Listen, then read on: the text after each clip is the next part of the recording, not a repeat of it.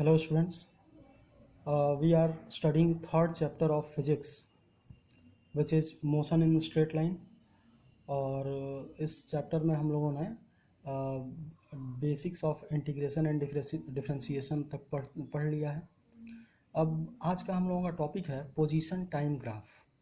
ठीक है, हम पोजीशन और टाइम के बीच में ग्राफ प्लॉट करेंगे। ठीक है, तो इसमें हम लोग दो कंडीशंस पे ग्राफ प्लॉट करेंगे। एक तो कोई स्टेशनरी बॉडी हो, स्टेशनरी बॉडी मतलब कोई बॉडी जो है वो रेस्ट में है, तो फिर अगर कोई बॉडी रेस्ट में है तो उसके पोजीशन और टाइम के बीच में हम लोग ग्राफ प्लॉट करेंगे। और दूसरा पोजीशन टाइम ग्राफ हम लोग प्लॉट करेंगे अगर कोई बॉडी यूनिफॉर्म मोशन में हो। If a body is performing uniform motion, uniform motion का मतलब the body is travelling equal distances in equal intervals of time. तो इन दोनों के लिए हम लोग एक ग्राफ प्लॉट करेंगे और देखेंगे कि इसका ग्राफ कैसा बन रहा है। ठीक है, तो सबसे पहले हम लोग इसमें देखते हैं फॉर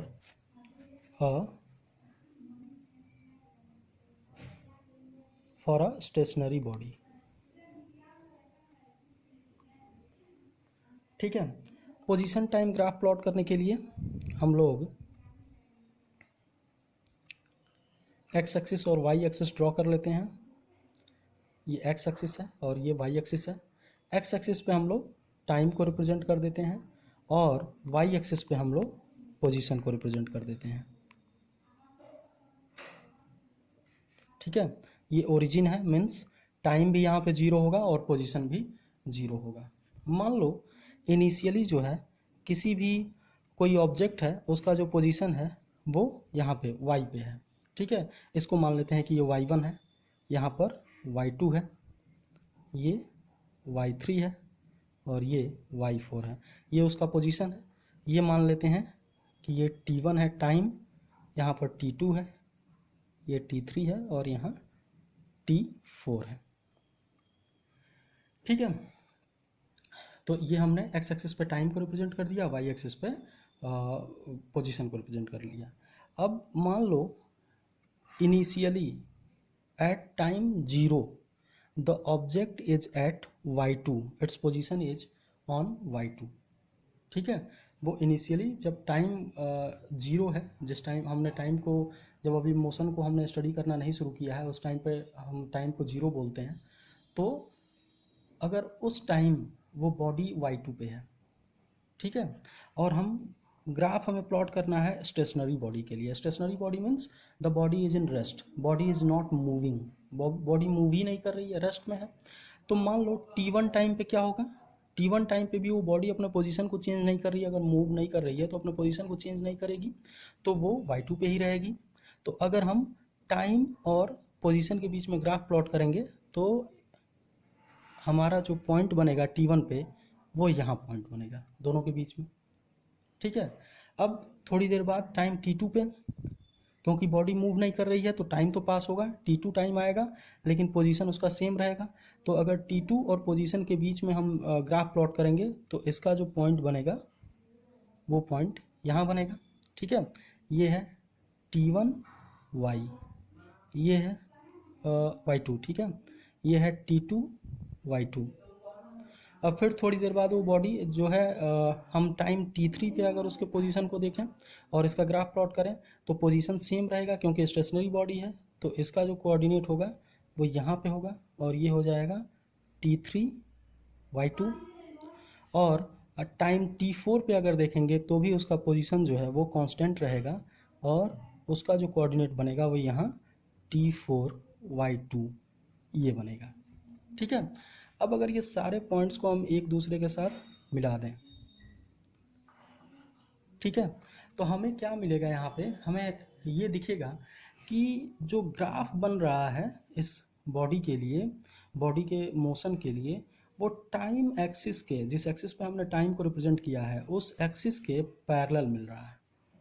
ठीक है, so we can say that if we plot position time graph for a stationary body then the graph is parallel to the position parallel to the time axis। अगर हम स्टेशनरी बॉडी के लिए graph plot करते हैं तो जो graph होगा वो टाइम एक्सिस के पैरेलल होगा। ठीक है, अब नेक्स्ट इसमें हम देखते हैं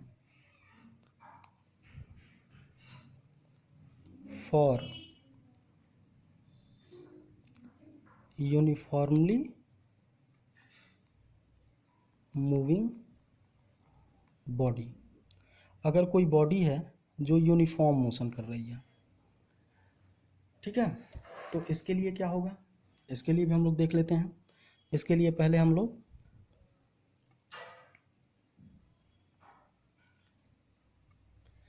एक्स एक्सिस पे टाइम को रिप्रेजेंट कर देते हैं और वाई एक्सिस पर पोजीशन को रिप्रेजेंट कर देते हैं। ठीक है, ये ओरिजिन है, ये ओरिजिन है, और टाइम एक्सिस को हम इक्वल टाइम स्लॉट्स में डिवाइड कर देते हैं, T1, T2, T3, T4। इसे हमने इस तरह से डिवाइड किया है such that the time 0 to T1 is equal to the time T1 to T2 is equal to the time interval T2 to T3। Means ये सारे जो टाइम इंटरवल्स हैं ये एक दूसरे के इक्वल हैं। और इसी तरह से हम लोग वाई एक्सिस या पोजीशन एक्सिस को हम लोग इक्वल पोजीशंस में डिवाइड कर देते हैं, Y1, Y2, Y3 और Y4। ठीक है, यहाँ पे भी जो ये डिस्टेंस है 0 to Y, ये Y1 Y2 के इक्वल है और Y2 Y3 के इक्वल है, मतलब सारे जो डिस्टेंस हैं ये एक दूसरे के इक्वल हैं। अब मान लो इनिशियली जो ऑब्जेक्ट है वो Y1 पे है, ठीक, एट टाइम 0 वो Y1 पे है। तो अगर वो ऑब्जेक्ट T1 टाइम में Y2 पे पहुंच रहा है, मूव कर रहा है वो बॉडी, तो T1 टाइम में अगर Y2 पे पहुंचेगा तो इन दोनों के बीच का अगर हम कोऑर्डिनेट ड्रॉ करेंगे तो वो कोऑर्डिनेट यहाँ पर मिलेगा हमें। ठीक है, ये हो जाएगा T1 Y2।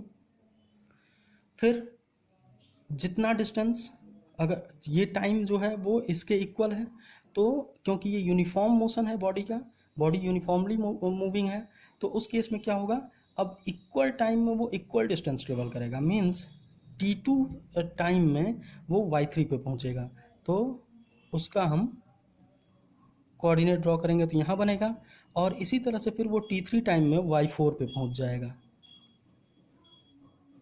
तो उसका हम कोऑर्डिनेट ड्रॉ करेंगे तो यहाँ पर मिलेगा हमें। ठीक है, अब अगर सारे कोऑर्डिनेट्स को हम एक दूसरे के साथ मिला दें तो हमें क्या दिख रहा है कि हमें एक स्ट्रेट लाइन मिल रहा है।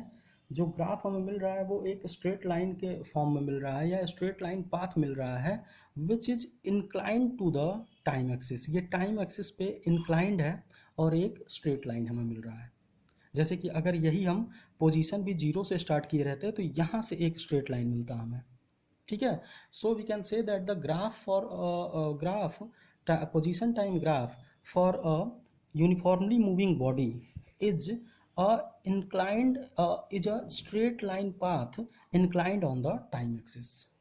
ठीक है, हम बोल सकते हैं कि किसी भी यूनिफॉर्मली मूविंग बॉडी के लिए जो पोजीशन टाइम ग्राफ है वो एक स्ट्रेट लाइन पाथ होगा जो कि टाइम एक्सिस पे इंक्लाइंड होगा। I think you all have understood how you have to plot this graph, and if anybody have any problem you can ask your doubts by messaging me or by comments. Thank you very much. That's all for today.